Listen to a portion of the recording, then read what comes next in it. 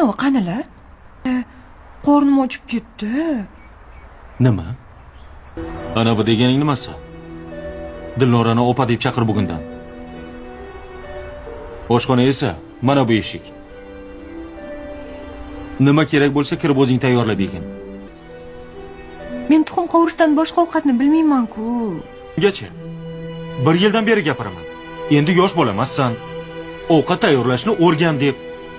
Kelinchak sizga hech kimni eslatmayaptimi? Menga bu kelinchak yetuk ayol tanasida yashab yurgan kichkina qizaloqni eslatyapti. Qizaloqqa ovqat pishirishni o'rganish kerakmi? Yo'q, albatta. Qizaloqqa qayerga borishi, qayerda qolishi, kim bilan o'ynashi qiziqmi? Yo'q, albatta. Bu uchun maxsus kattalar bor. Unga ko'rsatish uchun, uni nazorat qilish uchun va kerakli vaqtini aytib turish uchun. Xo'sh, erkaklarni bunday ayollar nimasi bilan jalb qiladi?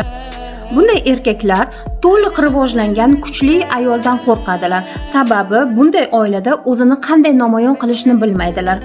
Bunday erkaklar ko'pincha onani qutqarish arxetipi bilan katta bo'lgan bo'ladi. Ichuvchi otadan onani qutqarish, pul topmaydigan otadan onani qutqarish, do'pposlaydigan otadan onani qutqarish. U bola pozitsiyasida yashab yurgan qizaloqni tanlaydi. Bola pozitsiyasida yashab yurgan ayolni nazorat qilsa bo'ladi, yo'naltirsa bo'ladi, boshqarsa bo'ladi.